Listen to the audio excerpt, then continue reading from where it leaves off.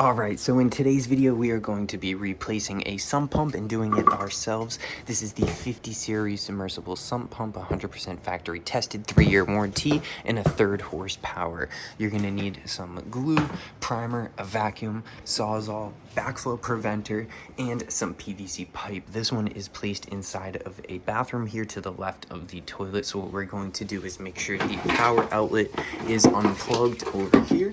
Make sure the power is going to nothing there. You want everything unplugged. Then we're going to be cutting this out and removing the old pump after we vacuum.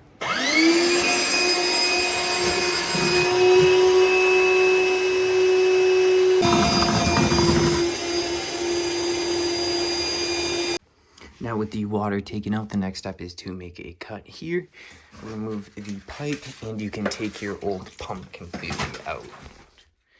So this is the next piece that we're going to be using. We need a 2-inch threaded adapter here. I'm going to be using some nylon tape, and I'm going to be digging through this for a 1.5 by 2-inch adapter as well, which is what we are going to be using. Now I know many of you don't have a spare PVC parts bin here. You can also see this is the 1.5 one. We'll bring that in just in case, but I know it's a 2-inch thread, so we're going to have to find a 1.5 adapter here. And this is what we are looking for. This is going to slide right in and make it so that we can adapt from 2-inch to 1.5. This is a 2 by 1.5 bushing here.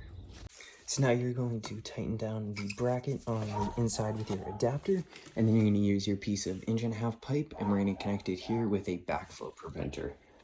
Now the thing with a backflow preventer, you do want to check on it. They do have a direction of flow. This one is facing this way. On the inside, you can see there is a flapper that stops the water from going in the reverse direction. So now with the piece on the adapter coming up, you can line up your backflow preventer, which is easily just tightened down with a flathead screwdriver.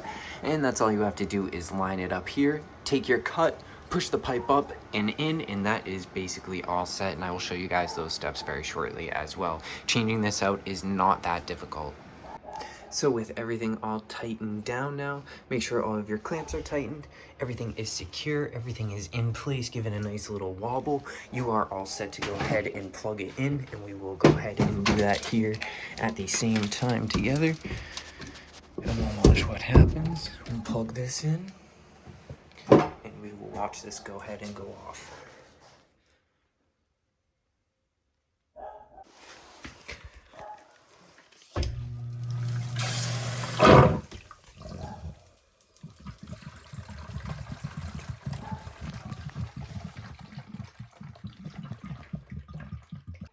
Alrighty, so everything is all set. I hope you guys learned something from today's video. Thank you guys so much for watching. Don't forget to like, share, comment, and subscribe, and turn on the post notification button for the next video. Thank you guys so much for watching. I'll see you all tomorrow.